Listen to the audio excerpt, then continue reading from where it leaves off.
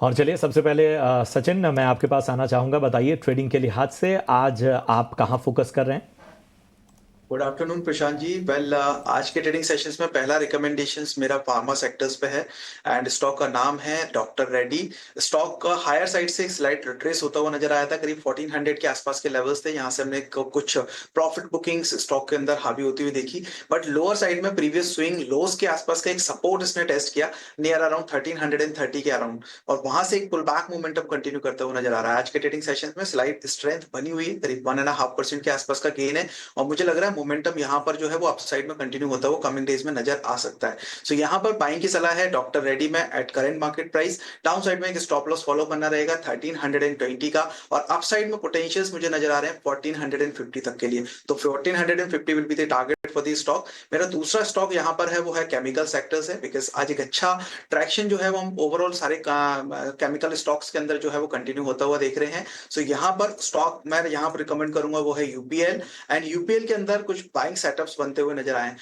Already हमने पिछले हफ्ते एक अच्छा रिवर्सल मूव यूपीएल के अंदर कंटिन्यू होता हुआ देखा अराउंड द लेवल ऑफ 500 के आसपास से। और आज के ट्रेडिंग सेशंस में अगर हम देखें सो स्टॉक जो है डेली चार्ट्स पर अपने 100 डीएमएस के ऊपर शिफ्ट होता हुआ नजर आ रहा है। अच्छी strength along with the volumes नजर आ रही है। आरएसआई पर भी एक पॉजिटिव क्रॉसओवर बना हुआ है। मुझे लगता है यूपीएल के अंदर मोमेंटम्स कंटिन्यू हो सकता है कमिंग डेज के लिए। सो यहाँ पर बाइंग की सलाह रहेगी एट करंट मार्केट प्राइस पर। डाउन साइड में एक स्टॉप लॉस रहेगा 517 का। अपसाइड पोटेंशियल्स मुझे लगता है 590 और 600 तक के टारगेट्स यहाँ पर कमिंग डेज में देखने को मिल सकते हैं। केमिकल सेक्टर से यूपीएल पर खरीदारी की राय 590 तक के लेवल्स नजर आ सकते हैं, 521 का स्टॉप लॉस। और इसके अलावा फार्मा सेक्टर से डॉक्टर रेड्डीज 1450 तक के लेवल्स नजर आ सकते हैं। तो ये दोनों स्टॉक स्पेसिफिक आइडिया जो सचिन ने दिए, लेकिन सोनी आपके स्टॉक स्पेसिफिक आइडियाज आज कौन से होंगे? आशीष जी, यहाँ पे पहला बाय मेरा रहेगा एसबीआई लाइफ में। एसबीआई लाइफ हम देख सकते हैं कि लास्ट 3 डेज में से एक 1420 1430 सपोर्ट को होल्ड कर रहा है।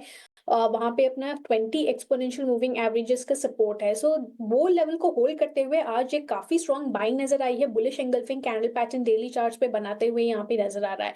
एसबीआई लाइफ हमें लगता है कि करंट लेवल से 1510 1530 के रेंज पे टेस्ट कर सकता है। तो वही टारगेट्स रहेंगे 1510 और 1530। करंट लेवल से आप खरीदारी कर सकते हैं। हल्की सी डिक्लाइन अगर आपको नजर आता है टुवर्ड्स 1470, वहां तक भी आप बाई कर सकते हैं। और स्टॉप लॉस यहाँ पे रहेगा 1450 का। सो ये पहला बाई। दूसरा बाई रहेगा सीमेंट स्पेस में से दालमिया भारत। दालमिया भारत 2 दिन पहले हम देख सकते थे कि यहाँ पे कंसोलिडेशन रेंज ब्रेकआउट करने के अटेम्प्ट कर रहा था 1840 1846 के लेवल पे। कल मार्केट वॉलिटिलिटी में वो नाकामयाब रहा, बट आज जिस तरीके से रिवर्सल दिखाया है, इनसाइड कैंडल पैटर्न बना रहा है आज डेली चार्ट्स पे, दोबारा अपनी स्ट्रेंथ सपोर्ट पकड़ते हुए यहाँ पे रिवर्सल आया है। 1770 का काफी स्ट्रॉन्ग सपोर्ट है यहाँ पे। दालमिया भारत करंट लेवल से लेकर 1800 के रेंज पे आप बाई कर सकते हैं 1770 के सपोर्ट स्टॉप लॉस के साथ। यहाँ पे पोजिशनल टारगेट मुझे टुवर्ड्स 1900 1920 नजर आ रहा है। ठीक है, तो डालमिया भारत और एसबीआई लाइफ सोनी जी की पसंद और सचिन की पसंद डॉक्टर रेड्डीज लैब और यूपीएल, ये आपको शुरुआती दौर में ट्रेडिंग की रणनीति हमारे दोनों एक्सपर्ट की तरफ से आते हुए। सचिन, मैं आपके पास आना चाहूंगा और मैं उन स्टॉक्स को चुनकर लाया हूं जो आमतौर पे रिटेल इन्वेस्टर जो है उनकी निगाह काफी रहती है इन स्टॉक पे। पहला सेट ऑफ स्टॉक जिसकी मैं आपसे चर्चा करने वाला हूं वो है एनटीपीसी, सुज़लॉन और संवर्धना मदरसन। जरा बताइए इन तीनों स्टॉक में किस तरह की रणनीति लेकर फिलहाल के बाजार में चलना चाहिए? ये बिल्कुल प्रशांत जी, पहले सबसे पहले डिस्कस करते हैं एनटीपीसी के बारे में। एंड एनटीपीसी पे अगर हम देखें ओवरऑल डेली चार्ट्स पर स्ट्रक्चर्स काफी वीक थे, नो डाउट। एक रिसेंटली हमने एक पुल बैक मूव देखा था नियर अराउंड 340 45 के आसपास में। वापस से एक प्रीवियस ट्रेडिंग सेशंस में एक सेलिंग प्रेशर हावी होता हुआ नजर आया। सो यहाँ पर अभी के लिए अगर स्ट्रक्चर देखा जाए so near to the supports stock move करता हुआ नजर आ रहा है, एंड स्ट्रक्चर्स अभी भी वीक है। हालांकि मोमेंटम रीडिंग्स पर फोकस करें तो ओवरसोल्ड टेरिटरीज के पास में है, बट अभी भी प्राइस एक्शंस में कुछ कुछ मेजर रिवर्सल साइन नजर नहीं आ रहे हैं। सो मुझे लग रहा है यहाँ पर सेल ऑन राइज की स्ट्रेटेजीज हो सकती है। चार्ट स्ट्रक्चर चूंकि अभी भी वीक है, अगेन से अगर ये रीअटेम्प्ट करता है अपने प्रीवियस लेवल्स 340 345 के आसपास में, वापस से अराउंड दैट लेवल से फिर से एक सेलिंग प्रेशर्स कंटिन्यू होता हुआ स्टॉक पर नजर आ सकता है। इसके बाद बात करते हैं हम दूसरा, विच इज सुज़लोन। सो सुज़लोन में हायर साइड से एक प्रॉफिट बुकिंग जरूर देखी है, बट पिछले कुछ टाइम से अगर हम देखें तो ओवरऑल एक ब्रॉडर रेंज बना हुआ नियर अराउंड 58 से लेके और अप साइड में करीब 65 66 के अराउंड। सो 58 टू 66 का एक जर्नी है जो कि प्रीवियसली कुछ टाइम से यहाँ पर मोमेंटम कंटिन्यू होते हुए आ रहे हैं। हालांकि रिसेंटली हमने करीब 69 के आसपास के लेवल्स देखे थे, बट अराउंड दैट लेवल से वापस से एक सेलिंग प्रेशर हावी होता हुआ नजर आया।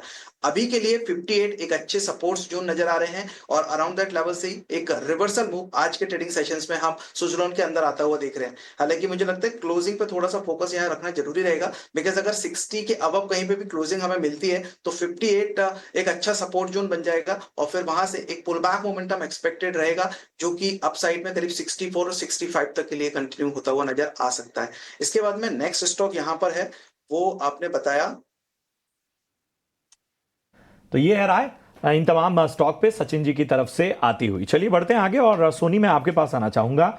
और जो दूसरे सेट ऑफ स्टॉक्स हैं वो भी आमतौर पे रिटेल इन्वेस्टर्स के रडार पे रहते हैं और वो हैं एसबीआई और पीएनबी।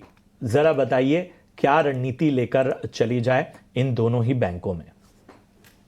देखिए, एसबीआई का जो एक कंसोलिडेशन मोड को ब्रेक डाउन दिया है, अपने 200 के एक्सपोनेंशियल मूविंग एवरेजेस के बिलो यहाँ पे ट्रेड कर रहा है। पोजिशनली वीक लग रहा है। जब तक वो 800 और 810 के स्तर को क्रॉस नहीं करता है तब तक यहाँ पे ऊपर की स्तर में सेलिंग प्रेशर कंटिन्यू होते हुए नजर आएगा। इमीडिएट बेसिस पे 770 का जो सपोर्ट है अगर वो होल्ड कर सकता है, 770 से 795 800 के रेंज में कंसोलिडेट कर सकता है, बट कहीं ना कहीं उसको ईदर 770 के ब्रेकडाउन दिख सकता है, जिसके नीचे और लो साइड टुवर्ड 740 नजर आ सकता है, या फिर वो रिवर्सल दिखा सकता है टू अबव 800। बट ये जो बीच में एक रेंज प्ले बन रहा है यहाँ पे हमें लगता है कि थोड़ा सा वेट एंड वॉच कीजिए। करंट लेवल से खरीदारी करने की सलाह नहीं है, बट जब तक वो 810 को क्रॉस करेगा उसके ऊपर ही आप बाय कर सकते हैं। सिमिलरली अगर हम पीएनबी की बात करें तो पीएनबी भी एक सिमिलर फॉर्मेशन है, बट यहाँ पे पीएनबी में 102 और 100 के बीच में थोड़े से मल्टीपल सपोर्ट बनते हुए नजर आ रहा है। यहाँ पे रेजिस्टेंस है टुवर्ड्स 108। सो मुझे लगता है करंट लेवल से रिस्क रिवॉर्ड रेशियो थोड़ा सा फेवरेबल बन रहा है। 104 से 102 के रेंज में बाय कर सकते हैं। 100 का यहाँ पे एक स्ट्रिक्ट स्टॉप लॉस लगा है। 108 का पहला टारगेट रहेगा, अगर उसके ऊपर सस्टेन करता है तो डेफिनेटली टुवर्ड्स 112 भी नजर आ सकता है। दोनों स्टॉक्स में से I think PNB current level से डिसेंट लग रहा है बाय करने के लिए टेक्निकल चार्ट्स पे।